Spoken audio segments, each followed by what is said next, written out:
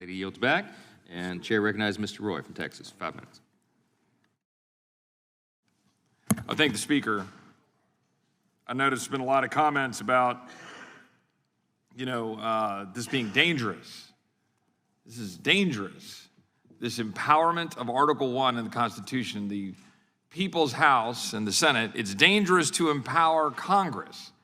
I want to remind the American people that it is your representatives that you hired to come to Washington and represent you that are sitting here in the House Judiciary Committee, a committee charged with defending the Constitution of the United States, that is looking at you and all of this country and saying, we would rather empower the administrative state under Article 2 in the Constitution than do our job to defend the Constitution of the United States as your representative.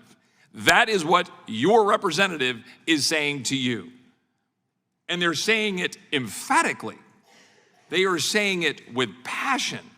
They're not even just ignoring it, they're actually fighting to give more power to the administrative state, more power to the bureaucracy, more power to Article 2, under a Constitution specifically designed, fought for, to ensure that wouldn't be the case. That gives you a glimpse into the problem that we face today, that an all-powerful government is somehow preferred, that an all-powerful government with bureaucrats unchecked by the people's representatives is the preferred state in the 21st century in America by my colleagues on the other side of the aisle. There's been a lot of pointing at the Reins Act as being dangerous and a lot of wailing and gnashing of teeth of the calamity that we face with respect to the debt ceiling. I would remind my colleagues and the American people that in the legislation put forward by Republicans, Limit, Save, Grow, that we're fighting to cut the inflationary spending by $1 trillion in year one and $5 trillion over a decade. Our Democratic colleagues want to keep the status quo of record inflation and record spending. We want to cut the spending of the woke federal bureaucracy that's at war with the American people, that is targeting former presidents and targeting the American citizenry, interfering with their ability to live free and prosper economically. We want to limit that simply to pre-COVID levels, something that polls at 76%. Our Democrat colleagues want to expand it. We're fighting for reliable energy and for the working class and hardworking American families, but our Democratic colleagues want to preserve their fat cat subsidies for unreliable energy to the wealthy, to the elite, to corporations and to Chinese communists. 90% of subsidies going to billion-dollar corporations, 80% of EV subsidies going to individuals making over $100,000 or couples making over $300,000.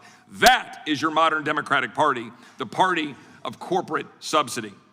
We're fighting for the plumber with no student loans and the veteran that sacrificed for the nation.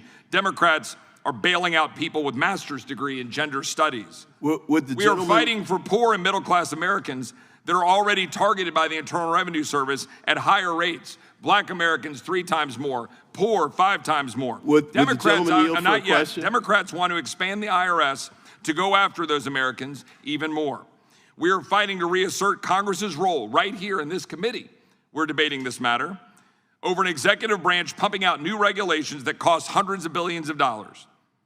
Democrats want to empower these faceless bureaucrats. We are fighting to restore the dignity of work in this country. Our Democratic colleagues want to continue to destroy families and communities by spending billions to keep Americans at home.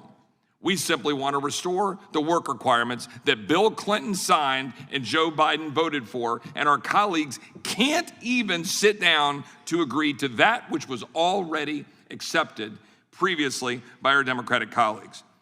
We are fighting to preserve an American dream that is increasingly out of reach for Americans. Our Democratic colleagues want to destroy that dream, and here we debate the Reins Act, designed very specifically to pull back the regulatory state. And I would just add, with respect to the student loan issue, remember that it was Speaker Pelosi who said, people think the President of the United States has the power for debt forgiveness. He does not. He can postpone, he can delay, but he does not have that power.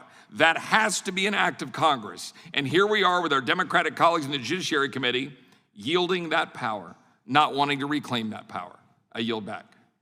Gentleman's time's expired. The gentleman from Virginia, Mr. Klein, is recognized for 5 minutes. Hey, before you click on the next video, if y'all could do me a big favor and hit that like button. The algorithm loves it, and so do I, because it helps promote these videos and get the message out about what our government has been doing. Don't forget to hit that subscribe button and turn on your notifications, because every time I put out a video, you want to know about it, right?